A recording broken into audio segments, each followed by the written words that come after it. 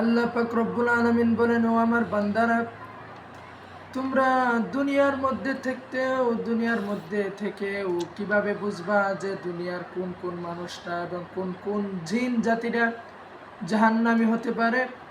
কই কোন মানুষটার ভিতরে কি কারণ থাকলে সে জাহান্নামী হতে পারে? শোনো, আল্লাহ রাব্বুল আলামিন বলেন, ওয়ালাকাদ যারানা লিজাহান্নামা কাসীরাম মিনাল জিন্নি ওয়াল ইনস লাহুম কুলুবুন লা ইয়াফকাহুনা বিহা।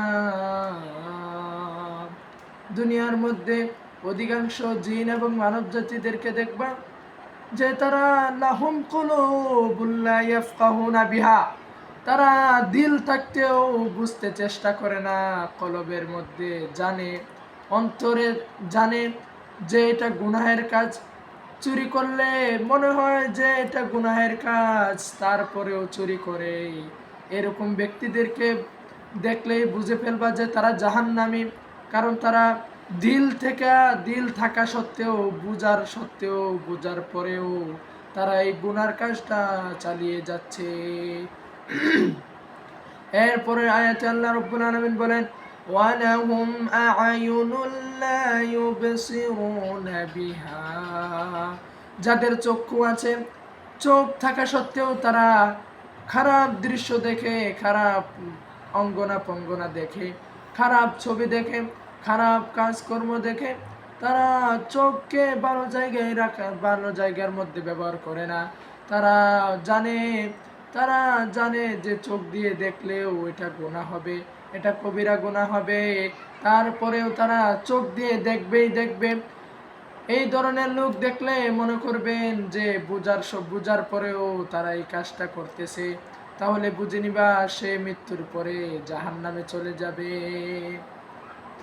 এরপরে আল্লাহ রাব্বুল আলামিন বললেন, ওয়ালাহুম আযানুন লা ইয়াসমাউনা বিহা, এবং তাদের কান আছে, কানে শুনে তারপরেও না শোনার ভান ধরে। কানে শুনলে গান বাজনা, কানে শোনার পরেও জানে যে এটা গুনাহ, তারপরেও গুনাহ করে। এটা এটা তারা জানে গুনাহ করলে, গান বাজনা শুনলে এটা কানের অবাধ্যতা হবে, এটা একটা গুনাহ, কবিরা গুনাহ। তারা জানার পরেও তারা এই কাজটা করে।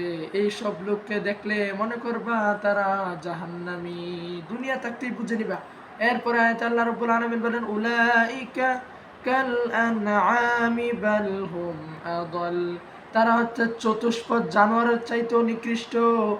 এরপরে আয়াতে আল্লাহ রাব্বুল আলামিন বললেন, উলাইকা হুমুল গাফিলুন, তারা হচ্ছে গাফেল, তারা হচ্ছে উদাসীন, তারা হচ্ছে গাফেল।